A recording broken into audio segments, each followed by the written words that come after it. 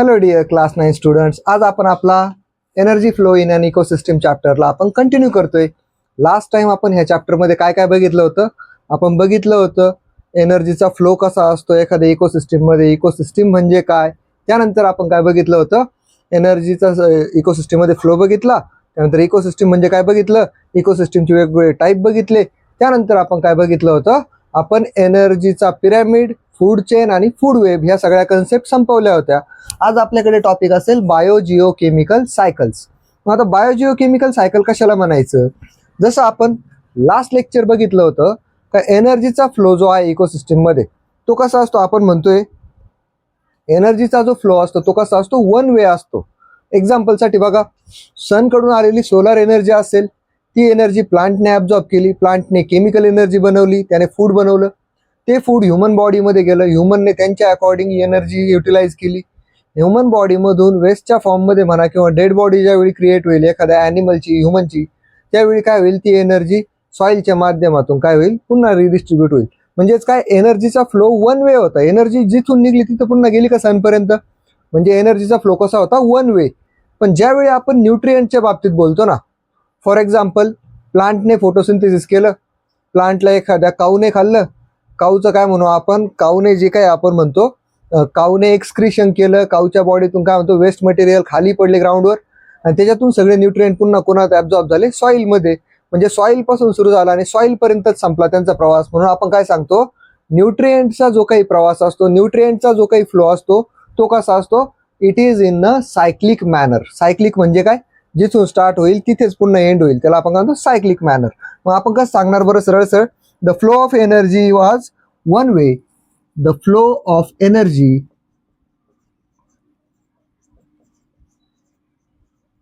Is one way. Energy एकाच दिशेने वाहील. But the flow of nutrients, the flow of nutrients is cyclic. न्यूट्रिएंटचा जो काही फ्लो असेल तो कसा असेल, सायक्लिक असेल. आता याचं एक एक्झाम्पल पण बघू आपण. जसं मी तुम्हाला एक एक्झाम्पल दिलंय आपण सरळ सरळ, पण आता आपण काय म्हणतो, आपल्याला बायोजिओकेमिकल सायकल समजून घ्यायचं. मग बघा बरं, आता ज्यावेळी आपण काय म्हणू, एखाद्या प्लांटने फूड बनवलं किंवा काऊने त्या फूडला खाल्लं, याचा अर्थ काय, काऊ असेल प्लांट असेल दोघंही लिव्हिंग थिंग होते. लिव्हिंग थिंग्सला आपण काय म्हणतो, बायोटिक. बायो शब्द आला म्हणजे काय, लिव्हिंग थिंग्स. ओके. जिओ म्हणजे काय, आता आपल्याला माहिती जिओ कशासाठी स्टँड करतो, आपल्याला माहिती जिओग्राफिकल सिच्युएशनसाठी. मग त्या काऊने, ह्युमनने किंवा कोणत्याही ॲनिमलने खाल्लेलं जे फूड होतं त्याच्यातून न्यूट्रिएंट त्याने ते ॲब्झॉर्ब केले, पण उरलेले न्यूट्रिएंट कुठे जातील, जमिनीमध्ये, जिओमध्ये. आणि त्याच्यातून आपण काय म्हणतो, हे सगळे न्यूट्रिएंट पुन्हा ब्रेकडाऊन केले जातील छोट्या छोट्या केमिकल्समध्ये, सिम्पल केमिकलमध्ये. त्याला आपण म्हणतो केमिकल. म्हणजे बायोलॉजिकल, जिओलॉजिकल आणि केमिकल तिन्ही पद्धतीने न्यूट्रिएंटचा जो फ्लो चालतो त्याला आपण काय म्हणतो, बायोजिओकेमिकल सायकल. याला आपण डिफाईन कसं करणार, द फ्लो ऑफ, असं म्हणू आपण, the cyclic flow of nutrients, the cyclic flow of nutrient, the cyclic flow of nutrients. न्यूट्रिएंटचा फ्लो चालू आहे पण कसा आहे, सायक्लिक. त्याला आपण काय म्हणतो, within an ecosystem, within an ecosystem, एखाद्या इकोसिस्टममध्ये न्यूट्रिएंटचा जो काही सायक्लिक फ्लो चालू आहे त्याला आपण काय म्हणतो, is called as biogeochemical cycle.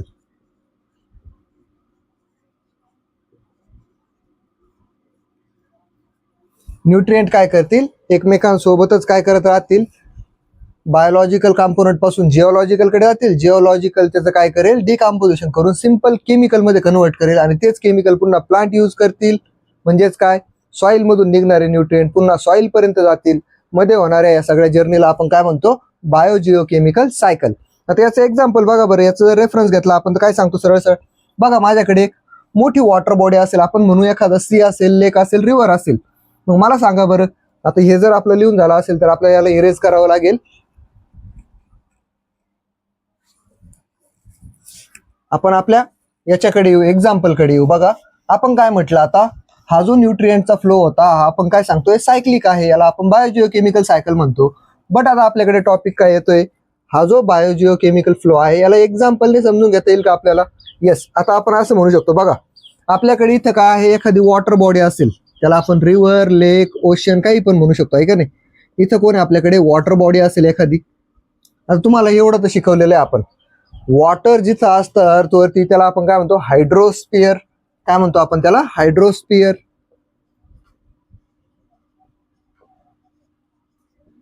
त्याच्यानंतर आपण काय सांगतो? वॉटर व्हेपराइज होऊन हवेत जातं, आपण म्हणतो हवेत जातं म्हणजेच काय? ऍटमॉस्फिअर मध्ये जातं. मग आपण असं म्हणू शकतो की नाही, वॉटर जे होतं वॉटर बॉडीतून इव्हॅपरेट होऊन कुठं जातं? एअर मध्ये. एअरला आपण काय म्हणतोय बरं? सरळ सरळ आपण म्हणतो ऍटमॉस्फिअर. त्यानंतर आपण काय सांगतोय? ऍटमॉस्फिअर मध्ये गेलं, मग आता आपण पुन्हा काय म्हणू बरं? सरळ सरळ ऍटमॉस्फिअर मध्ये एअर एकटी तर नाहीये, टेम्परेचर आहे, लाईट आहे, आपण कितीतरी फॅक्टर सांगतो, त्या सगळ्यांना आपण काय म्हणतो? एन्व्हायरमेंट. काय म्हणतो त्यांना आपण? एन्व्हायरमेंट. मग आपण जर एन्व्हायरमेंट मध्ये यांना सगळ्यांना सोडलं तर आपण काय सांगतोय? आणि एन्व्हायरमेंट मध्ये पुन्हा कोण येतं आपल्याकडे? हे एन्व्हायरमेंट मधले सगळे कॉम्पोनंट कोणासोबत रिॲक्ट होतील? आपण म्हणू जमिनीसोबत. जमिनीला आपण काय म्हणतो? सॉइल म्हणू, किंवा आपण त्याला अजून एक नाव देतो, काय? लिथोस्फिअर. लिथोस्फिअर. सॉइलची जी लेअर आहे तिला काय म्हणतो आपण? लिथोस्फिअर. आणि या सगळ्या गोष्टी झाल्या असतील तर आपण काय सांगतो? या सगळ्यांच्या मध्ये काय चालू असेल आपल्याकडे? सॉइल, अल्टिमेटली सॉइलमध्ये वॉटर काय होतं? अल्टिमेटली पाझरतं, म्हणून आपण काय सांगू? असं एक आपल्याकडे सायक्लिक डायग्राम बनते. मग आता या डायग्राम मध्ये आपल्याला समजून घ्यायचं बघा, हे पाणी आहे, हे पाणी काय करतंय? वेपराइज होऊन कुठं जातंय? ऍटमॉस्फिअर मध्ये.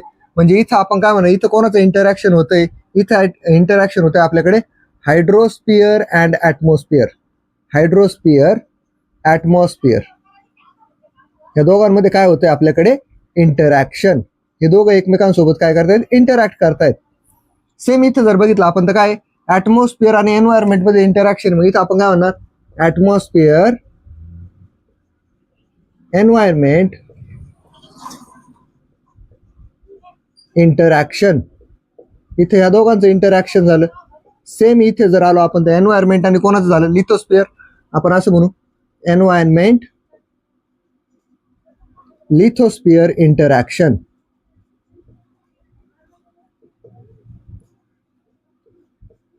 आणि लास्टली आपल्याकडे काय असेल? लिथोस्फिअर हायड्रोस्फिअर मध्ये इंटरॅक्शन असेल. इथे मेन्शन करायची गरज पण नाही. मग आपण या सगळ्याला समराईज केलं तर इथं काय? प्रत्येक कंपोनंट दुसऱ्या सोबत काय करतोय? इंटरॅक्ट करतोय. हायड्रोस्फिअर लिथोस्फिअर सोबत इंटरॅक्ट करतोय, लिथोस्फिअर ऍटमॉस्फिअर सोबत, ऍटमॉस्फिअर एन्व्हायरमेंट सोबत. या सगळ्यांचे जे इंटरॅक्शन चालू आहे त्यांना आपण काय म्हणतो? बायोजिओकेमिकल सायकल. आता याच्यासाठी बघा आपण असं म्हणू शकतो, सेंटरला जर आपल्याला काही लिहायचं ठरलं आपण काय म्हणणार? इंटरॅक्शन्स बिटवीन कोणाकोणाच्या? सगळ्यांच्याच एकमेकांसोबत चालू आहे. इंटरॅक्शन्स बिटवीन कोणाकोणाच चालू आहे आपल्याकडे? हायड्रो, ऍटमो आणि लिथोस्फिअर.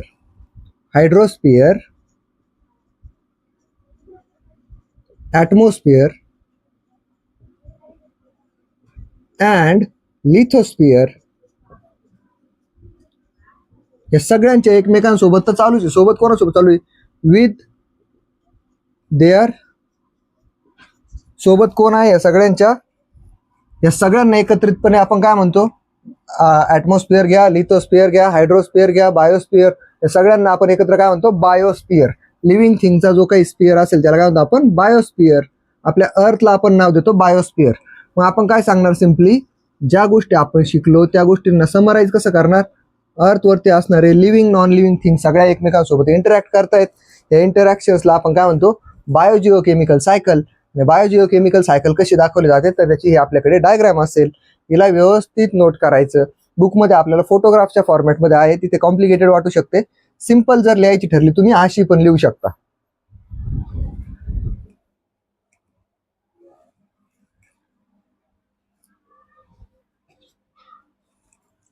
मग आपण आपल्या सेकंड टाईपकडे येऊ. आता सेकंड टाईप म्हणण्यापेक्षा आपण काय करतो? ह्याच टॉपिकला जर पुढे आपण एक्सटेंड केलं तर आपल्याकडे काय काय येतं बघा. आपण काय सांगतोय?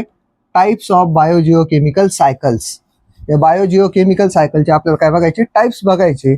मग टाइप मध्ये कोण कोण येतील आपल्याकडे बघा. Biogeochemical cycles are of two types. यांचे काय असतील आपल्याकडे? दोन टाईप असतील. मग हे दोन टाईप कोणकोणते असतील आपल्याकडे? एकीकडे आपल्याकडे असेल गॅसियस सायकल्स. Gaseous cycles. आणि दुसरीकडे आपल्याकडे कोण असेल त्याला आपण काय म्हणतो सेडिमेंटरी सायकल्स. Sedimentary cycles. मग आता गॅसियस आणि सेडिमेंटरी अशा दोन टाईपचे सायकल असतील आपल्याकडे. आपल्याला दोन्ही टाईप समजून घ्यायचे. आपण बायोजिओकेमिकल सायकलचे टाईप समजून घेतोय. गॅसियस सायकल कोणाला म्हणायचं? बेसिकली आपण काय सांगतोय, जे काही अबायोटिक गॅसेस असतील. अबायोटिक गॅसेस म्हणजे कोण बरं? आपल्याकडे ऑक्सिजन आहे, नायट्रोजन आहे, कार्बन डायऑक्साईड आहे. हे सगळे गॅसेस कसे नॉन लिव्हिंग, यांना आपण काय म्हणणार अबायोटिक गॅसेस. ह्या सगळ्या अबायोटिक गॅसेसचं एखाद्या ठिकाणी अक्युमुलेशन होणं त्याला आपण काय म्हणतो गॅसियस सायकल.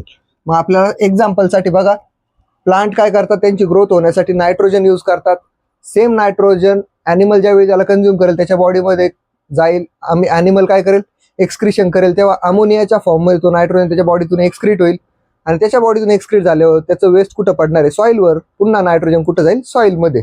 तर याला काय म्हणतो आपण गॅसच्या फॉर्ममध्ये जे सायकल घडतं त्याला काय म्हणतो आपण गॅसियस सायकल. बघा, an accumulation of the main biotic gases, accumulation of abiotic gases. Abiotic गॅसेसचं अक्युमुलेशन होईल कुठं? गॅसेस म्हणण्यापेक्षा गॅसियस. न्यूट्रिएंट्स, आपण सगळ्यांबद्दल बोलतोय म्हटलं आपल्याला सगळ्यांचंच बोलावं लागेल. Accumulation of abiotic gases nutrient in the earth atmosphere. In the earth's atmosphere. अर्थच्या ॲटमॉस्फिअर मध्ये हे सगळे न्यूट्रिएंट, गॅसियस न्यूट्रिएंट एकत्र येणं त्याला काय म्हणतो आपण गॅसियस सायकल. आणि त्याचं एक्झाम्पल जर घेतलं आपण तर काय सांगतो आपण, आपल्याकडे कोणकोणते गॅसेस अवेलेबल असतील आपल्याकडे एक्झाम्पलमध्ये बघा, नायट्रोजन असेल, ऑक्सिजन असेल आपल्याकडे, आपण काय बोलतो अजून कार्बन असेल आपल्याकडे. कार्बन पण गॅसियस फॉर्म मध्ये मिळतो आपल्याला, कार्बन. त्यानंतर जर आपण बघितलं तर कोण असेल आपल्याकडे, कार्बनला आपण कसं दाखवतो, कार्बन गॅस फॉर्म मध्ये कधी असतो? जेव्हा तो कार्बन डायऑक्साईडच्या फॉर्म मध्ये असतो. Carbon dioxide CO2. आणि नंतर आपल्याकडे जर बघितलं तर अजून कोण असेल याचं एक्झाम्पल, पाण्याची वाफ होती ती पण ऍटमॉस्फिअर मध्ये जाते की नाही गॅसच्या फॉर्म मध्ये, मग आपण काय होणार वॉटर व्हेपर्स एक्सेट्रा. अजून भरपूर असतील पण आपल्याकडे जेवढे सांगायला आहेत तेवढे एक्झाम्पल घेतो आपण. मग आता दुसरी आपल्याकडे काय येतं, दुसरा टाईप येतो आपल्याकडे सेडिमेंटरी सायकल. सेडिमेंट कोणाला म्हणतो आपण ते समजून घ्या.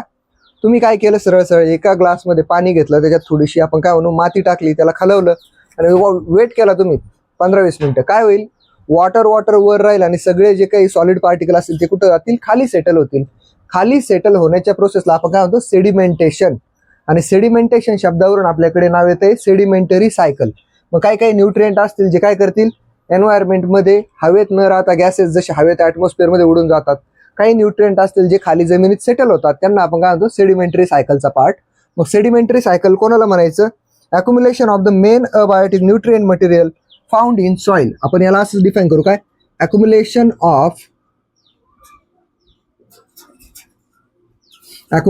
Of abiotic. पण इथे कोण येतील आपल्याकडे, इथं गॅसियस होती, इकडे कोण राहतील आपल्याकडे abiotic solid nutrients. Accumulation of abiotic solid nutrients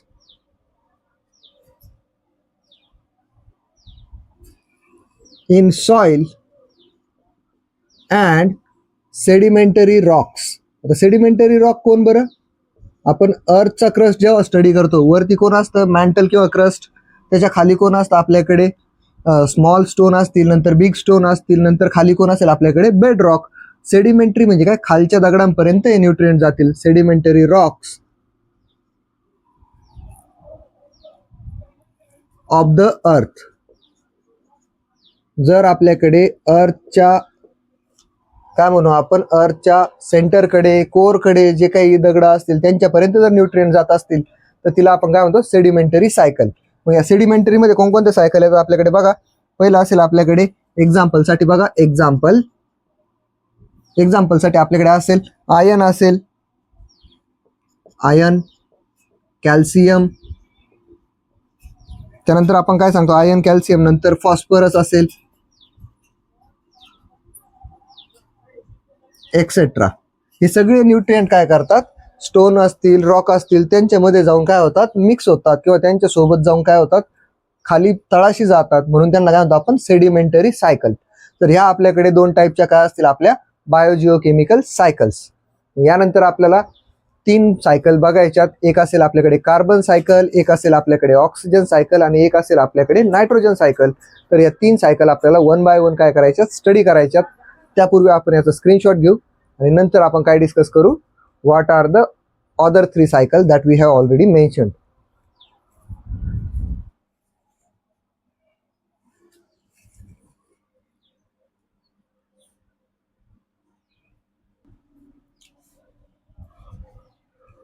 आता बघा बरं, ह्या 2 सायकलला आपण डिवाइड तर केलं. बायोजिओकेमिकल सायकलचे 2 टाईप तर सांगितले आपण, गॅसियस आणि कोण आहे, सेडिमेंटरी. बट खरोखर यांना गॅसियस आणि सेडिमेंटरी अशा 2 टाईपमध्ये डिवाइड करता येणं पॉसिबल आहे का?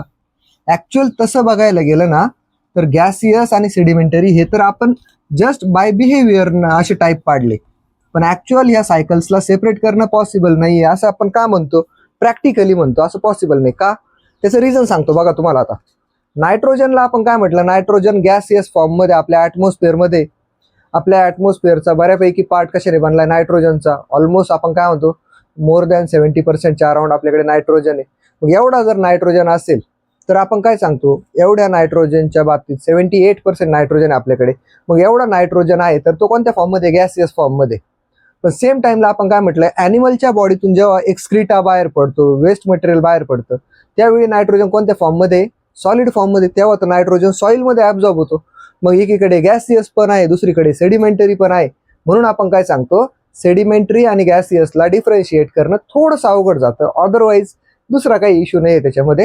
आता 2 टाईप सांगितलं, आपणही मान्य केले पाहिजे की नाही. आता आपण बघू, सगळ्यात पहिलं आपली पुढची जी काही आपण म्हटलं 3 सायकल घ्यायच्या आपल्याला. 3 सायकल शिकल्या, 3 सायकल जर तुम्हाला समजल्या तर हा चॅप्टरच तिथे एंड होतो आपला.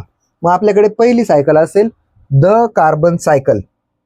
आपल्याकडे पुढचा टॉपिक असेल द कार्बन सायकल.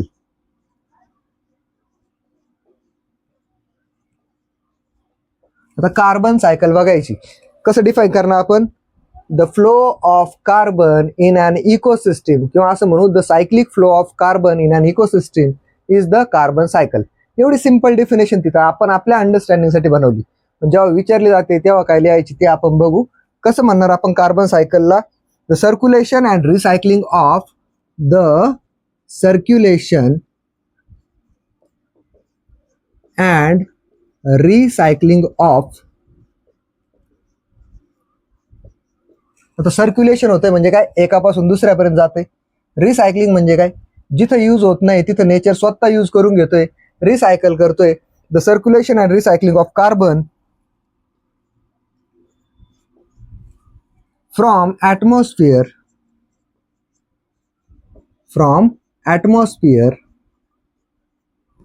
ॲटमॉस्फिअर मधून कुठे जातोय, to the living organism,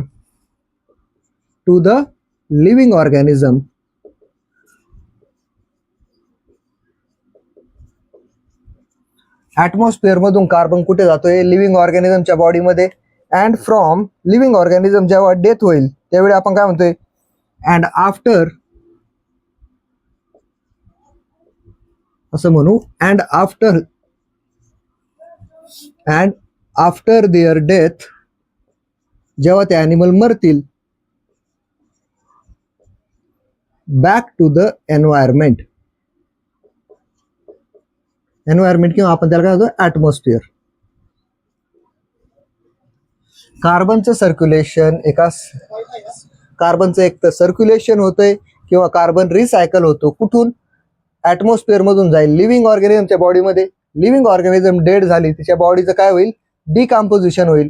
decomposition मध्ये काय होईल, तो नायट्रोजन पुन्हा ॲटमॉस्फिअर मध्ये रिलीज केला जाईल. इज कॉल्ड ॲज, यालाच आपण काय म्हणतो, carbon cycle. Is called as carbon cycle. हा जो कार्बनचा सायक्लिक फ्लो चालू आहे यालाच आपण काय म्हणतो, कार्बन सायकल. मग आता डेफिनेशन कळले असेल तर आपण ऍक्च्युअल काय बघू, कार्बन सायकल कशी काम करते विथ एक्झाम्पल, किंवा आपण काय म्हणतो सायकलच्या फॉर्ममध्ये आपल्याला त्याला मांडायचंय. मग सायकलच्या फॉर्ममध्ये मांडत असताना आपल्याला कसा तो ड्रॉ करावा लागेल, प्रत्येक वेळी फोटोच काढले पाहिजे किंवा ड्रॉइंगच काढले पाहिजे असं काय नाही. आपल्याला तो कसा लिहायची कार्बन सायकल, जर कधी पेपरला आली तुम्हाला एक्सप्लेन द कार्बन सायकल, त्यावेळी आपण सायकल कशी ड्रॉ केली पाहिजे ते तुम्हाला आता शिकवलं जाईल. याचा एक स्क्रीनशॉट घेऊन ठेवा.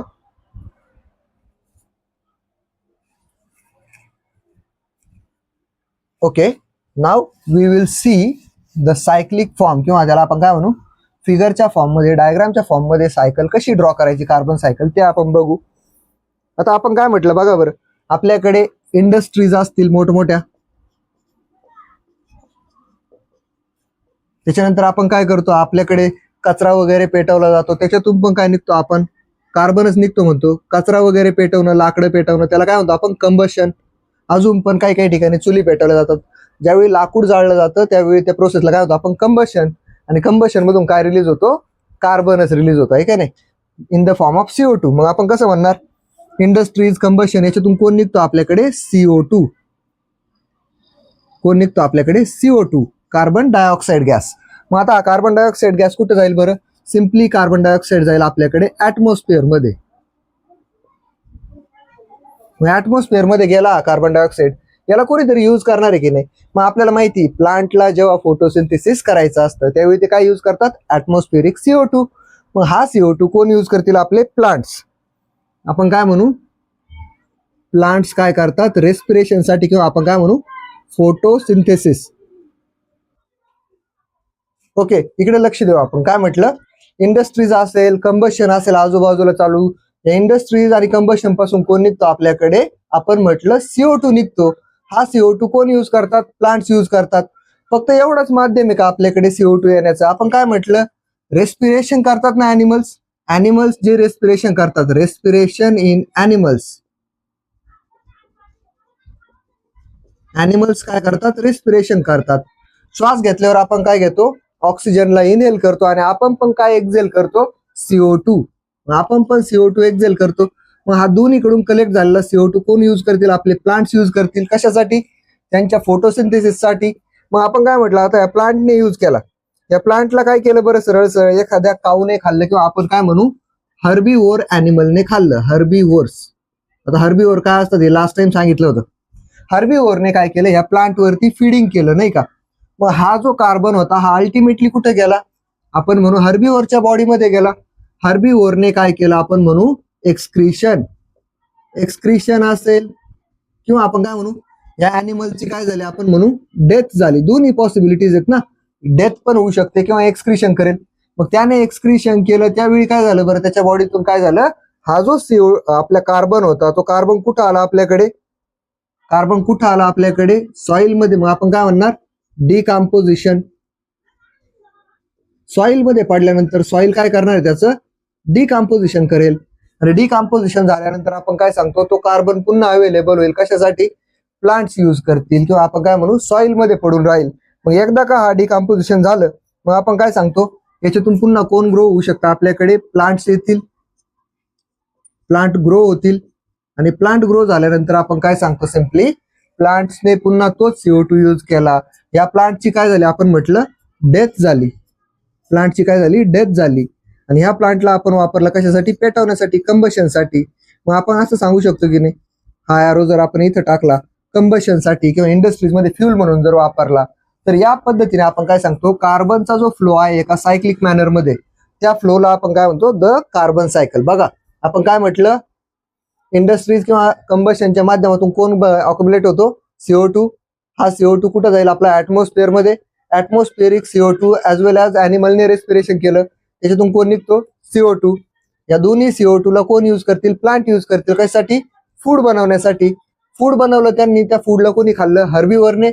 हर्बीवरच्या बाबतीत दोन पॉसिबिलिटीज, एक तर ते काय करतील एक्सक्रीशन, किंवा काय करतील डेथ होईल त्यांची.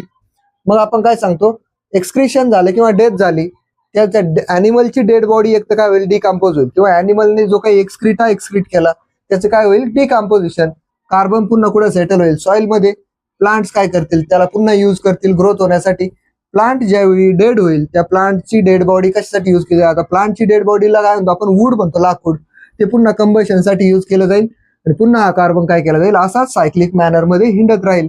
याला आपण काय म्हणतो, सिम्पली द कार्बन सायकल, याला आपण लेबल काय देतो, द कार्बन सायकल. तर अशा पद्धतीने आपल्याकडे काय असेल, कार्बन सायकल असेल. सो हे होते आजचे आपले 2 टॉपिक, ज्याला आपण काय म्हटलं, व्हॉट आर बायोजिओकेमिकल सायकल्स, आणि दुसरीकडे आपण बघितलं काय, what is mean by the carbon cycle. या दोन्ही टॉपिकला बघायचं. आपण बायोजिओकेमिकल सायकलचे 2 टाईप पण बघितले आणि त्यानंतर आपण ही कन्सेप्ट बघितली कार्बन सायकलची. आता आपल्याकडे ह्या चॅप्टरचे शेवटचे 2 टॉपिक राहत आहेत. कोणकोणते, एक आहे आपल्याकडे ऑक्सिजन सायकल, दुसरा आहे आपल्याकडे नायट्रोजन सायकल. दोन्ही टॉपिक पुढच्या लेक्चरमध्ये कव्हर केले जातील. पाहिजे असेल तर याची एक्सरसाइज घेतली जाईल. पण मला असं वाटतं का सायन्स 2च्या ज्या एक्सरसाइज असतात, थिअरी एक्सरसाइजेस आहे, सगळे आन्सर टेक्स्टबुक मधून मिळतात, याच्यात न्यूमेरिकल नाही सोडवायला, म्हणून याची एक्सरसाइजने डिस्कस करणार आपण. पण तुमची इच्छा असेल तर कमेंट मधून कळवा, आपण एक्सरसाइज पण डिस्कस करू.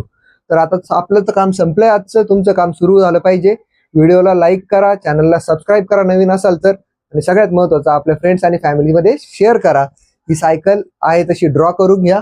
अशी सायकल आपल्याला ज्यावेळी एक्झाम मध्ये लिहायची असते त्यावेळी वर्डच्या फॉर्म मध्ये ड्रॉ करायची असते, पिक्चरच्या फॉर्म मध्ये चालत नाही किंवा त्याला वेळ पण नसतो आपल्याकडे.